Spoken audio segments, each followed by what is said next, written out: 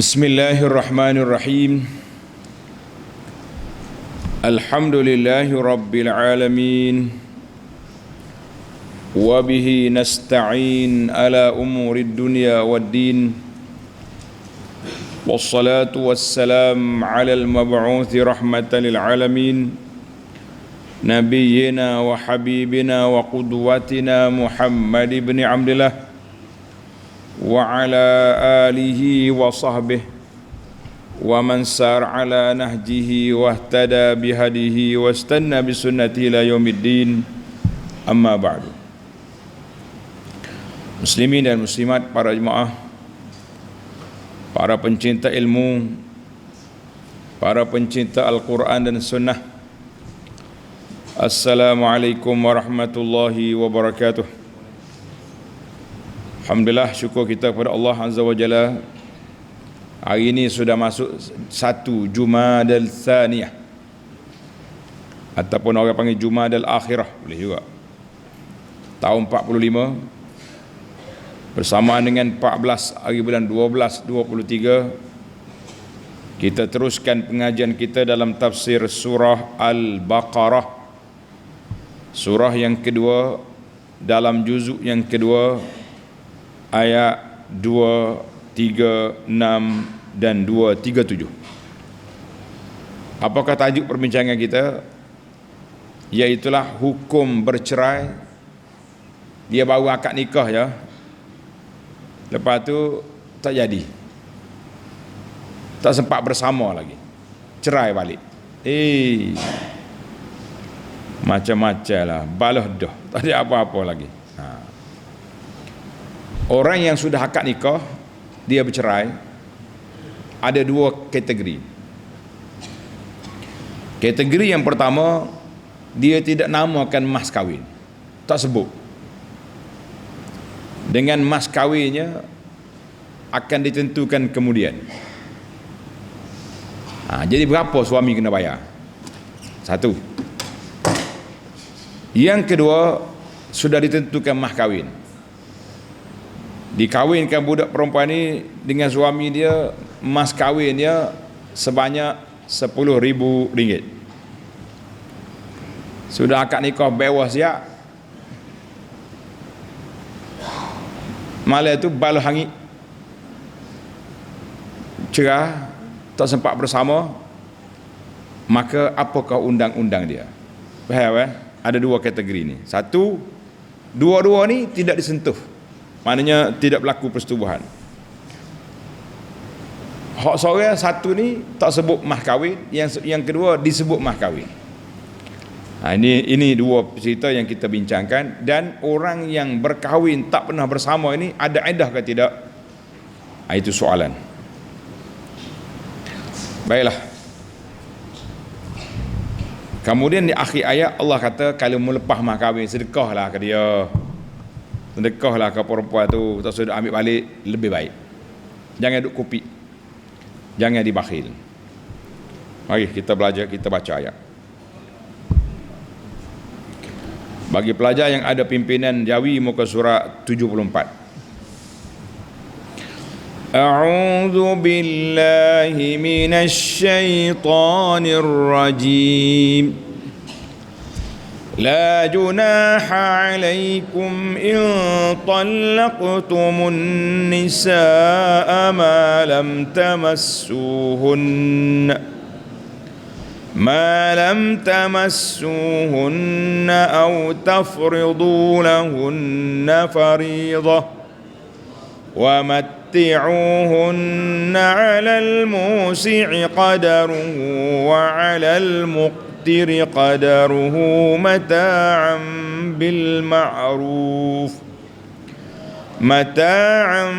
بالمعروف حقا على المحسنين. وإن طلقتموهن من قبل أن تمسوهن وقد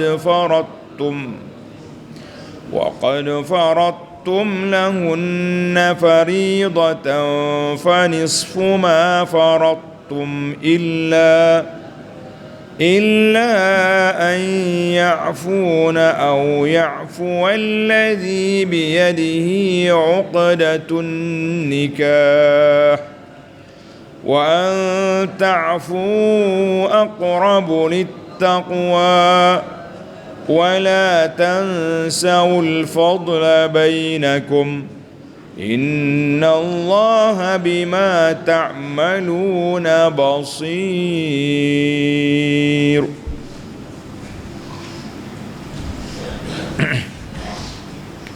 Bagi kepada terjemahan.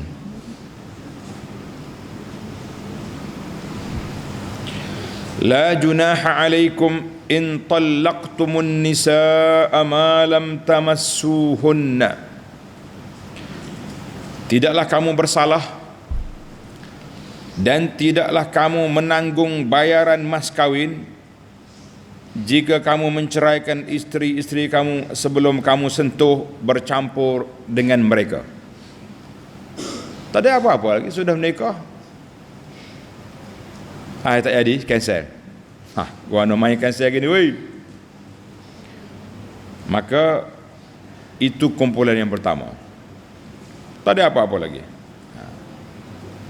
Sebelum bercampur, au tafridu lahunna faridah, atau sebelum kamu menetapkan mas kawin untuk mereka. Ayat ini dua kategori. Kategori yang pertama, kategori tak sebut mas kawin. Kategori yang kedua, sudah ada mas kawin. Sebelum kita pergi cari mas kahwin kita tengok munasabah ayat dulu. Tulis munasabatul ayah 5 qablaha. Dalam ayat-ayat yang lepas, al-kalamu ala talaq, Allah Ta'ala telah sebut perceraian yang ada iddah. Iddah dia berbagai. Orang yang ada haid 3 kali quru, 3 kali suci. Orang yang tak ada haid 3 bulan. Ulatul ahmal, orang yang mengandung sampai melahirkan anak. Kemudian tambah satu lagi kategori, orang yang meninggal dunia suami dia 4 bulan 10 hari, termasuk ihdad. Kita masuk pada kategori kita pada kali ini, kategori janda berhias dipanggil.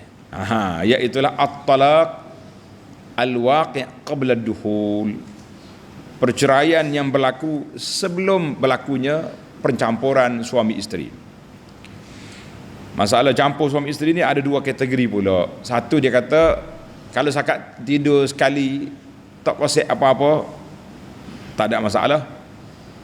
Ada kata tak, kalau tidak berlaku persetubuhan walaupun dah berjalan sekali, tidur sekali pun lain pula dia punya akta. Kita tengoklah setakat mana penjelasan ringkas yang mampu kita sampaikan dengan masa yang terhad. Ayat ini kalau kita nak ngaji sungguh kena baca tafsir ayatul ahkam, baru detail masalah. Baiklah, Allah kata la junaha alaikum ay la haraja alaikum. Tidak menjadi kesalahan pada kamu kalau kamu menceraikan isteri yang telah diakad nikah itu selepas akad nikah, sebelum kamu melakukan persetubuhan dengan dia, atau qabla an tujibu lahunna mahran, sebelum kamu tetapkan mas kawin yang telah dipersetujukan. Jadi ayat ini di Malaysia ni ada satu kaedah dia panggil nikah khitbah. Kau dengar kau nikah khitbah? Kau dengar? Nikah khitbah. Kita orang Kelantan dia panggil nikah gantung. Nikah gantung. Mana dah akad nikah dah, tapi tak bersama. Bila nak bersama? Nanti lepas walimah, lepas kenduri baru boleh bersama. Sebab apa tak bersama lagi? Macam-macam lah. Isteri sedang mengaji ke, ataupun suami duduk luar negara, nikah online, macam-macam yang suasana yang berlaku. Tapi kalau budaya Arab Saudi lah, saya cakap Arab Saudi sebab saya duduk di sana, dia panggil dia ada 3 kategori Arab Saudi. Dia panggil mula-mula milkah, pergi tanda dulu. Kemudian dipanggil syabakah, masuk dalam perangkap kita, maknanya dia sudah akad nikah tapi tak boleh duduk bersama. Kalau suami nak ajak isteri pergi shopping ke, pergi mall ke, pergi makan kat luar ke, kena bawa peneman. Kena bawa bodyguard. Tak kira dia bawa adik-beradik dia ke, dia bawa anak saudara ke, yang pentingnya kena ada seorang peneman, bahawa confirm orang ni tidak berdua, tidak melakukan hubungan suami isteri. Kalau laku pun bini dia, tapi ada. Mana hak ni kalau bercerai, dia panggil dia kira tidak bersama. Tapi beza sikit mazhab Syafi'i ni dengan pandangan lain. Baiklah. Jadi kalau tak boleh bersama lagi, ni kita masuk ke kategori yang pertama. Kategori dia tak letak mas kahwin. Dia kata nanti malam perkahwinan, malam nak jumpa isteri tu, bila nak orang panggil walimah dah, baru dia akan beritahu pada isteri dia nak bagi berapa mas kahwin dia, 10,000 ke 100,000 ke, ikut dia. Baiklah, kita masuk pada kategori tak ada mas kahwin, belum letak dia punya mas kahwin, mahar dipanggil. Apa jadi? Tengok ayat.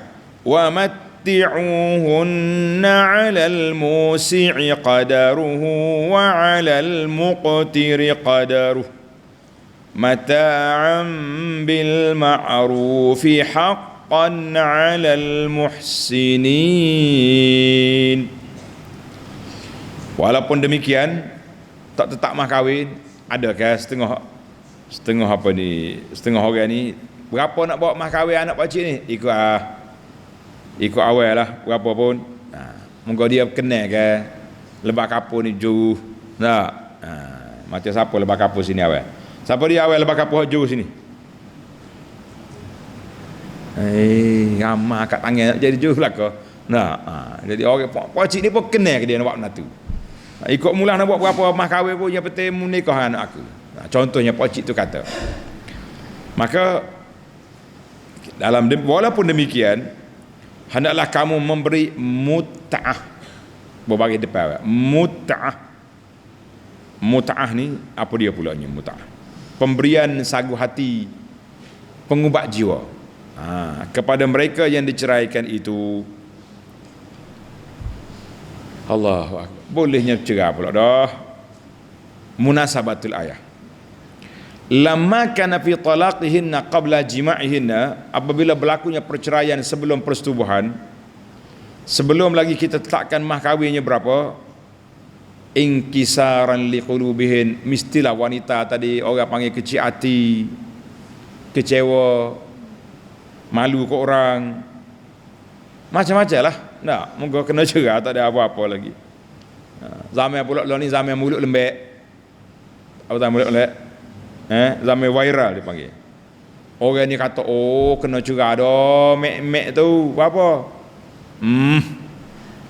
Bahasa budak korak dia kata. Suami tak boleh. Oh, cerai dah dia tu. Baru akan nikah ya? Apa? Dia mau kata penagih dadah suami tu. Jadi orang mula mulut lembek. Jadi maknanya akan menimbulkan spekulasi yang tak baik. Maka untuk jabral khatir, tulis awak, jabral khatir, nak orang panggil menenangkan hati sikit, tenangkan jiwa perempuan tadi, maka Allah kata matti'uhunna, berilah sagu hati kepada dia. Banyak mana sagu hati? Wa 'alal wa matti'uhunna 'alal musi'i qadaruh. Hendaklah memberikan sagu hati itu menurut ukuran kemampuan. Kata orang beli baju ukur badan. Kalau kita ada duit banyak, bagi banyak. Dan suami yang susah pula menurut ukuran kemampuan. Kalau dia senang, bagilah sesuai. Kita kata di kampung ni kalau akad nikah mahar ni orang bagi 10,000, mobil 5,000 dia buat kenang-kenangan. Ataupun tak apalah, hak hadiah saya bagi tu perantai ke apa benda, awet ke awak lah, buat berjangok-jangok kan. Jadi Allah Taala sebut wa 'alal musiri qadaruhu wa 'alal muqtiri qadar. Setiap orang tu ada kadar dia. Tapi syaratnya bil ma'ruf, sebagai pemberian sagu hati menurut yang patut. Haqqan 'alal muhsinin, lagi menjadi satu kewajipan atau orang-orang yang mahu berbuat kebaikan. Orang muhsin, orang baik akan beri benda baik. Baiklah, tengok ayat ni sikit. Tafsir ulama kata apa?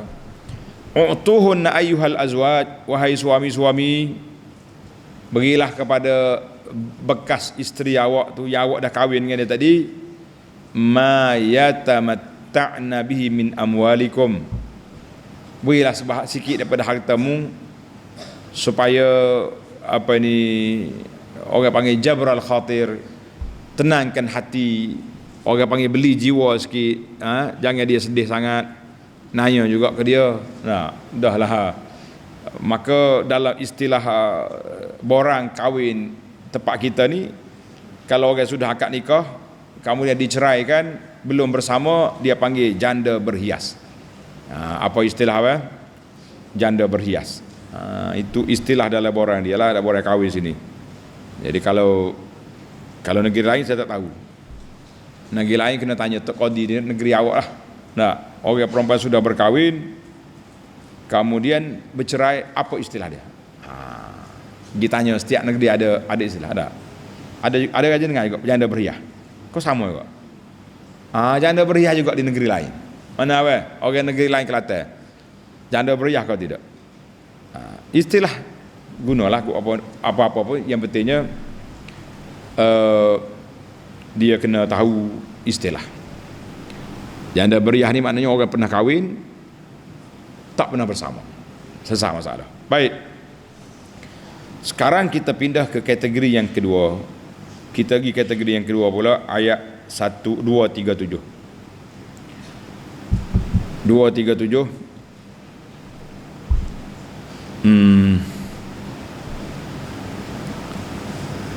Wa in talaqtumuhunna min qabli an tamassuhunna wa qad faradtum lahunna fariidatan fanisfu ma faradtum. Tulis kategori yang kedua ni. Dan jika kamu ceraikan mereka sebelum kamu sentuh bercampur dengan mereka, tapi padahal kamu sudah menetapkan qadar mas kahwin untuk mereka, ini kategori yang kedua. Apa jadi? Fanisfu ma faradtum, maka mereka berhak mendapat separuh dari mas kahwin yang kamu telah tetapkan itu. Jadi si wanita tadi dia boleh separuh daripada mas kahwin yang ditetapkan.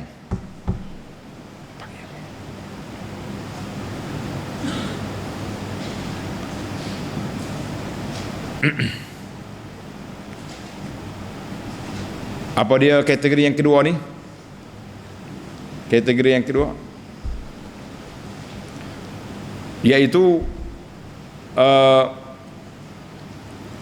orang nikah tak sentuh tapi mas kahwin telah tetap. Apa jadi? Fanisfu ma faradtum ay walahunna fi hadhihi al-hal nisfu hadzal mahr. Walahunna fi hadhihi al-hal nisfu hadzal mahr. Maka mereka berhak mendapat separuh daripada mas kahwin yang telah kamu tetapkan itu. Jadi sesalah. 10,000 ambil 5,000. Suami dia nak balik, ambil separuh. Illa, tulis apa? Illa. Apa dia illa? Illa an ya'funa. Illa an ya'funa, kecuali jika mereka memaafkan, tidak menuntut. Ai illa idza afawna anhu li azwajihinna, kecuali suami kata apa? Tak apalah adik, oleh kerana kita ni dah dah berunding, dah bincang, susah payah kamu dah buat kenduri, panggil orang semua dah, ambil semualah mah kahwin tu, aku tak nak balik. Fayakunu lahum al-mahr kamilan, maka dia boleh ambil semua mah kahwin bagi belaka. Itu lebih baik. Itu lebih baik. Tengok, au ya'fu alladhi biyadihi 'uqdatun nikah, atau pihak yang memegang ikatan nikah itu memaafkan, ya, yakni memberikan mas kahwin itu dengan sepenuhnya. Siapa dia tu? Fayakunu lahum, marka wa dzalika in kunna mimman yasihhu afun, ataupun dia sendiri suami itu maafkan, ataupun orang yang memegang kuasa. Siapa dia ke pemegang kuasa nikah ni? Ini dibahaskan oleh para ulama tentang yang ada kuasa. Ya'funa biyadihi 'uqdatun nikah, yakni az-zauj, suami itu sendiri. Sebab kuasa nikah duduk tangan dia, cerai pun duduk tangan dia juga, mah kahwin pun dia beri juga. Kalau dia kata tak apa, aku bagi kepada kamu, ambil, tak usah hantar balik dah. Tak usah hantar balik. Sebab apa? Sebab dia ada bagi. Kenapa kita nak bagi balik pula? Maka Allah Ta'ala sebut,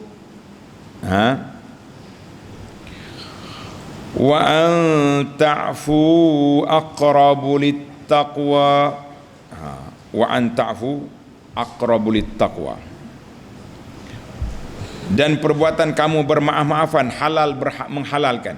Tak apalah suami kata ambil lah mah kahwin tu, yang penting awak semua ni maafkan saya, jangan berdendam dengan saya. Tak, kita dah pernah berbesan, pernah jadi menantu, jangan putus, kata orang jangan berkerak rotan potong arang katanya. Maknanya walaupun tak jadi menantu terus, tapi biarlah kita masih lagi berkeluarga. Ambil semualah. Aqrabu littaqwa, perbuatan menghalalkan itu lebih hampir kepada takwa. Perbuatan halal itu lebih hampir kepada apa? Kepada takwa. Wala tansawul fadla bainakum, dan janganlah kamu pula lupa berbuat baik dan berbudi sesama sendiri. Innallaha bima ta'maluna basir, sesungguhnya Allah sentiasa melihat akan apa jua yang kamu kerjakan. Apa dia maksud ayat ni? Para pelajar, apa dia maksud ayat ni? Wala tansawul fadla bainakum, ay la yanbaghi an yatruka zawjan al-ihsan, janganlah kamu lupa kebaikan yang orang buat pada kamu. Jadi orang buat baik kita, apa dia buat baik? Awak pergi minta anak dia bagi kan, disambutnya, kata orang disambut dengan baik, diterima peminangan dengan baik. Cuma lepas kahwin tu ada masalah dua orang tu, nak kata apa? Adalah masalah teknikal yang berlaku, yang mereka berdua tak boleh meneruskan perkahwinan tersebut. Sama ada kena khianat korang, ni dia panggil satu penyakit jahat dalam masyarakat ni, dia panggil sihir. Sihir ni berlaku. Budak perempuan ni ada orang nak ke dia, ataupun si lelaki tu ada wanita yang minat gila ke dia. Bila berlaku perkahwinan, dia pergi jumpa tok bomoh hak jahat, nak pisahkan dua orang ni. Itu berlaku. Inilah dosa besar, jenayah yang paling besar mengikut undang-undang Islam, jenayah sihir, memisahkan di antara suami isteri. Sebagaimana hadis yang anda baca dulu, syaitan pagi-pagi dia berkumpul buat dia. Bos syaitan tanya, "Mu pergi ke sini, awak ke sana, awak sana. Nanti bagi laporan pada aku petang nanti apa kejayaan yang kamu buat." Bila mari syaitan, "Bos, hari ni saya dapat 2 kes bertumbuk di pasar pagi." Oh, duduk kecil, bagi dia. Mari hari ni, bos, hari ni saya telah dapat memisahkan antara suami isteri. Awak yang terbaik duduk sebelah aku. Mana syaitan ni, bagi dia kalau boleh pisah suami isteri, kejayaan besar. Maka kita mengatakan syaitan besar. Mana-mana orang yang memisahkan memisahkan suami isteri yang setelah berkahwin, sama ada melalui sihir atau melalui godaan. Ada juga bukan sihir, dia panggil godaan. Duduk kerja sekali ke, duduk main sekali, bila kahwin ni kahwin, mulalah si laki-laki tu terhegeh-hegeh mari, sengih-sengih mari. Oh, kenapa kamu kahwin dengan dia? Aku kan cinta kepada awak lama dah. Hai, berapa kuntung bunga sudah aku holorkan? Nah, berapa jabir KFC sudah aku belanjakan? Sorry, sebut nama syarikat orang tak boleh. Berapa ketua ayam sudah aku belanjakan? Tiba-tiba kau kahwin orang lain, oh menangis dia, sosek-sosek. Perempuan ni pun lemah, koyak, dah. Berlaku macam-macam. Kita tak tahu apa yang terjadi. Maka suami kena ambil kira lah semua tu. Kalau berpisah kerana sihir, dahsyat. Kalau berpisah kerana godaan juga jahat. Tapi kalau berpisah kerana aib, keaifan yang terdedah selepas kahwin, kita kata adalah hujah-hujah yang lebih baik. Maknanya ada setengah orang ni tak boleh teruskan. Mungkin dengan sebab bang badan dia busuk sangat ke. Pasal ini orang bang ketiak busuk, dia panggil jebak Musa. Oh, tak boleh duduk kita dekat. Pasal wanita tu duduk bawah ketiak suami lagu ni. Kelis-kelis pasal jenis suami malah mandi, gigi tak gosok, mari nak cium orang dah. Tak juga lagu tu. Ataupun wanita sudah ada masalah. Jadi adalah yang pentingnya. Yang pentingnya kamu la tansawul fadla bainakum, jangan lupa kebaikan yang orang buat pada kamu. Di antara kebaikan itu apa? Iaitulah mereka menerima pinangan awak, mereka telah beri kepada awak kebaikan-kebaikan yang ada dalam itu. Baiklah, timbul satu soalan daripada ayat ni, tak sebut tanda pelajar. Ayat ini ditafsir dengan ayat suratul Ahzab. Boleh. Ayat ini ditafsir dengan suratul Ahzab ayat 49. Ya ayyuhalladzina amanu idza nakahtumul mu'minati thumma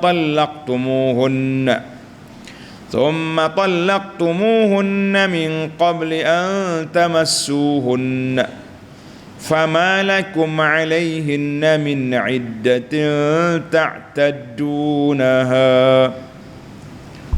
Wahai orang beriman, apabila kamu berkahwin dengan mana-mana perempuan, kemudian kamu ceraikan mereka sebelum kamu sentuh dia. Maknanya sebelum kamu berlaku persetubuhan dengan dia, tak sentuhlah.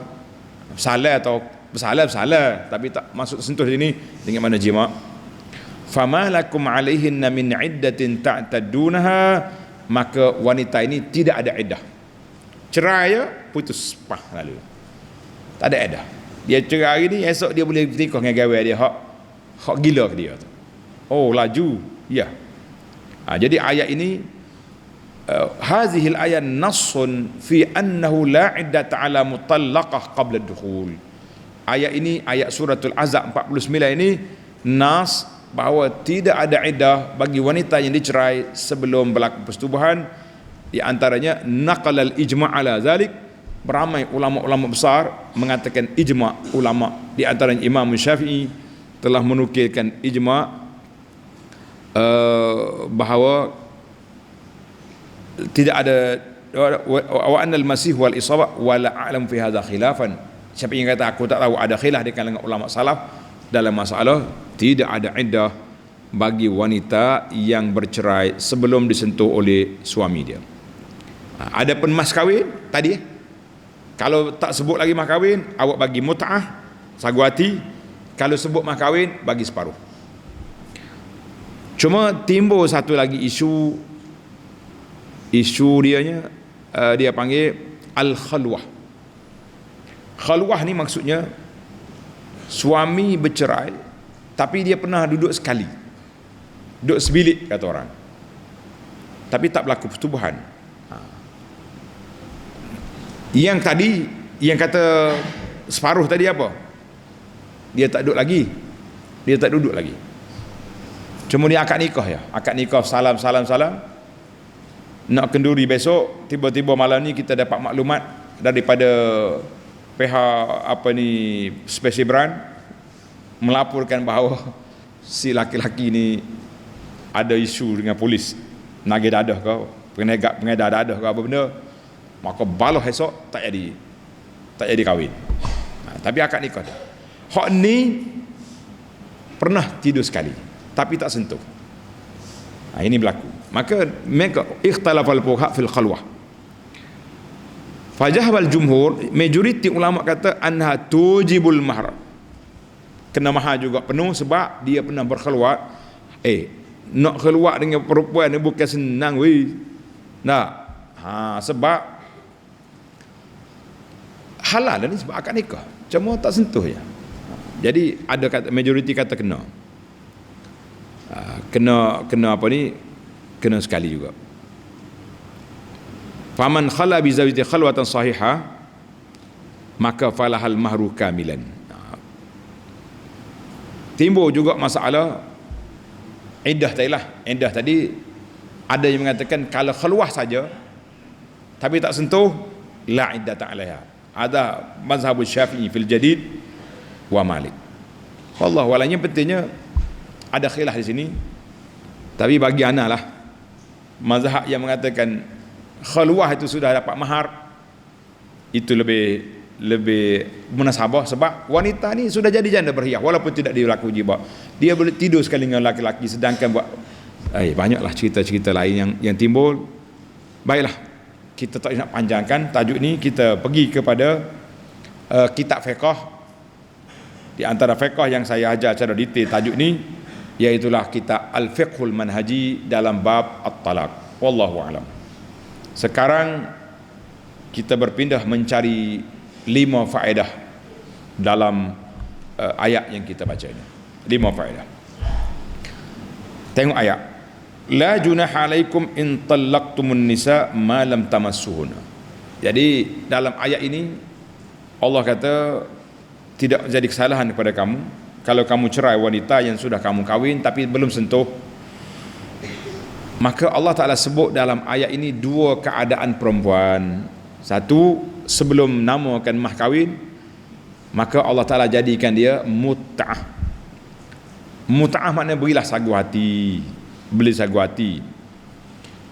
Kenapa sagu hati?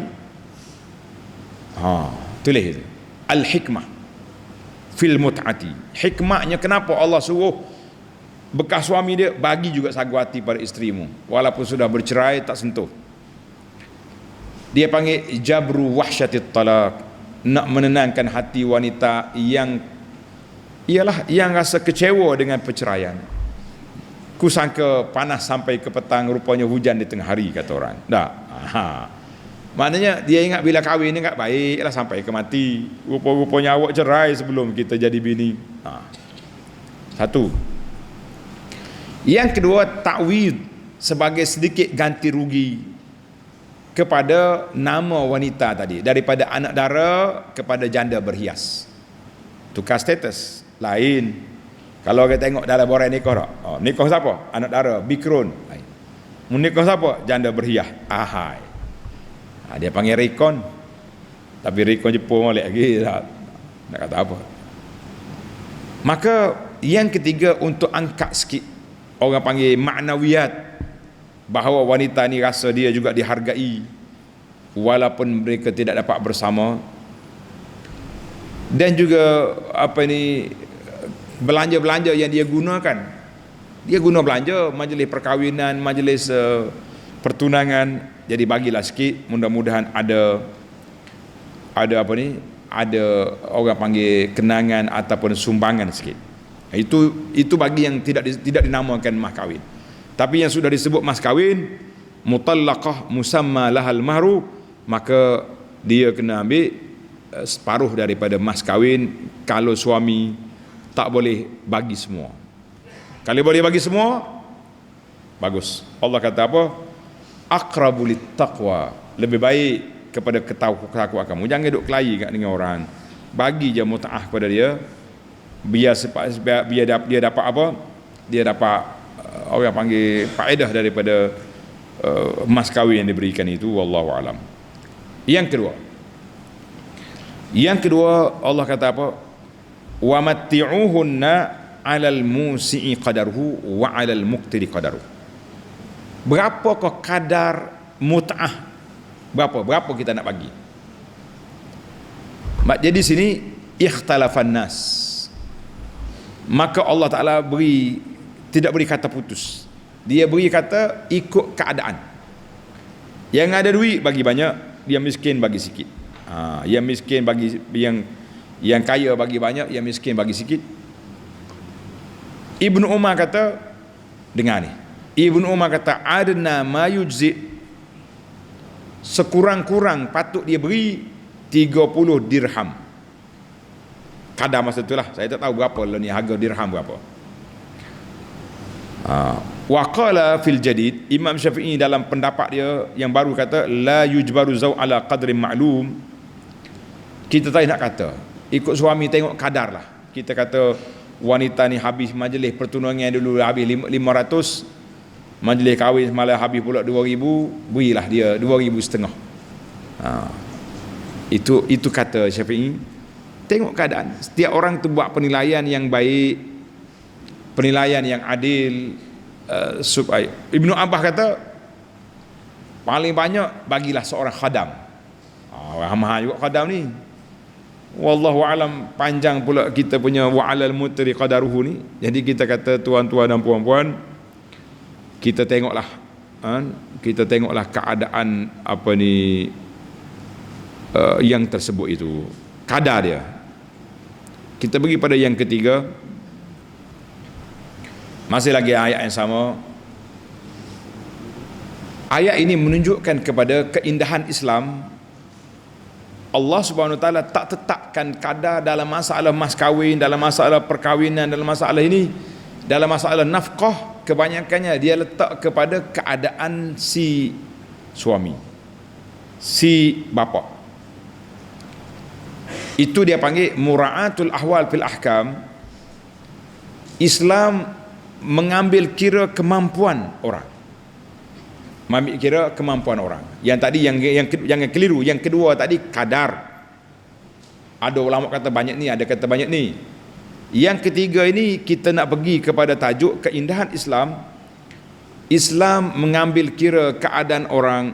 Pasal tu dia sebut wa'al musiri wa'al muqtiri. Jadi maknanya, tapi di sana ada ayat haqqan 'alal muhsinin, orang yang baik, orang yang tidak bakhil. Orang yang baik, orang yang tidak bakhil, maka bolehlah kita jadi orang baik. Boleh ke tak boleh? Kena boleh lah, jangan tak boleh. Kenapa pula malak, kenapa pula bakhil? Dah orang baik kepada kita, buat baiklah. Yang keempat, Allah Ta'ala sebut dalam Al-Quran ni, aqrabu wa anta'fu aqrabu littaqwa.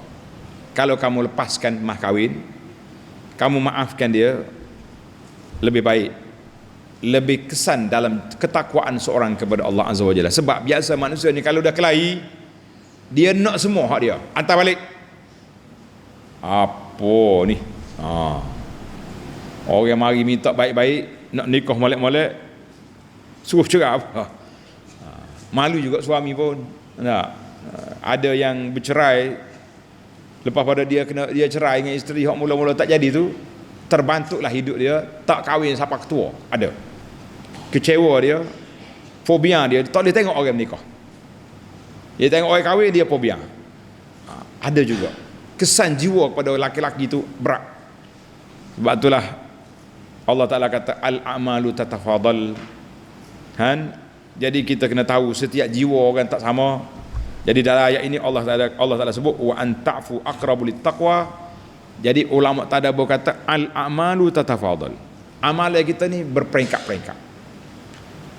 Jadi orang yang imannya kuat, kesabaran dia tinggi, dia boleh terima takdir Allah Ta'ala dengan baik. Dan dia kata tak apalah, duit aku tu ambil lah, aku nak bini aku cari lain. Ada. Dan dalam isu ini ulama tadabbur dia pergi jauh, dia kata ayat ini juga dia pergi kepada al-a'malu minal iman. Baik amalan kita, baik perangai ini termasuk tanda keimanan seorang itu kepada Allah Azza wa Jalla. Ini kita kena jadi orang juh lah, jangan jadi orang tak juh dah. Masya Allah.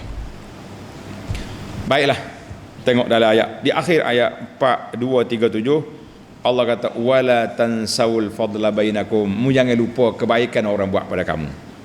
Baik apa bercerai, sabar, jangan emosi, jangan stres, mikir baik-baik apa dia.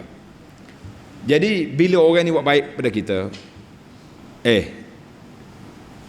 sebelum awak akad nikah, dia mari dulu merisi, betul tak? Habis dah dua ekor ayam mati di situ. Waktu merisi kena jamu juga orang mari. Allahu Akbar. Tapi kadang-kadang menu tak kena ni bahaya juga. Menu tak kena. Anda ingat kawan saya lebih kurang sebaya kita kemudah sikit. Kapal kita lah. Waktu malam nak pergi merisi tu, ada ketua rumah nyakak kaki ayam belakang kaki. Dia kata hot body nak jamu esok masa akad nikah. Allah balik malam tu balah anak beranak. Tok biasa apa ni jamu kaki ayam ni? Biasa orang kaki ayam dia panggil collagen ke apa benda. Hok nak cari orang sakit lutut ni. Jangan buat gitu awal. Anda dengar lagi pok dia duk nyanyi. Menantu dia buat tangan lah mana kai kaki. Jangan buat minum black pun jangan juga. Banyak cerita-cerita masyarakat ni letih kalau kita tak, tapi kita tak cerita masyarakat ni, kita nak cerita siapa dak? Kita kena baik. Menantu kaki ayam dia panggil. Yang nyanyi sepak tua. Ingat molek we. Jangan duduk jamu kongsi-kongsi. Pasal itulah kalau orang mari minta anak kita jangan jamu menu sama. Jadi orang akan jadi ingat. Tak? Kalau pergi rumah dia tu kak, adalah menu dia nya. Itu bahaya juga. Kena pelbagai lah. Sekali kita jamu hok ni nasi mandi, sekali kita jamu nasi Melayu. Jadi kena ada pelbagai baru orang tak jadi satu dia panggil apa? Satu trademark kepada bakar mertua. Ai mau mertua mau makan kau ni.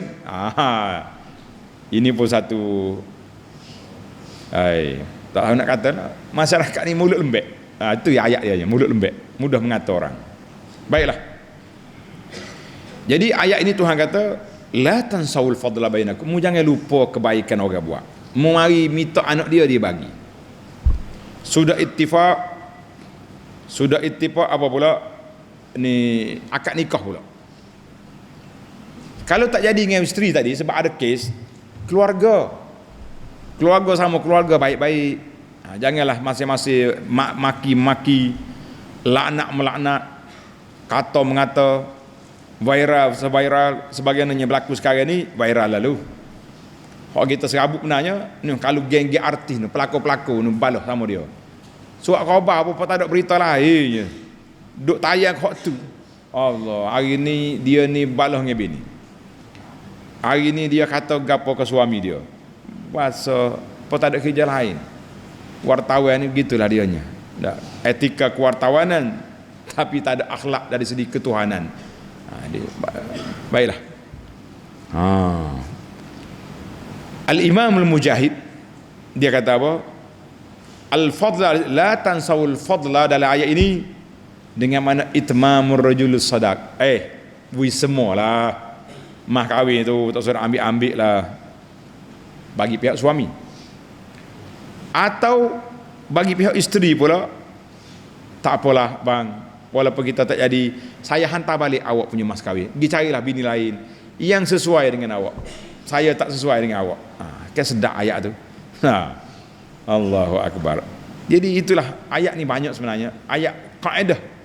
Ada satu kitab yang anda baca sini dulu, namanya Qawaid Quraniyah.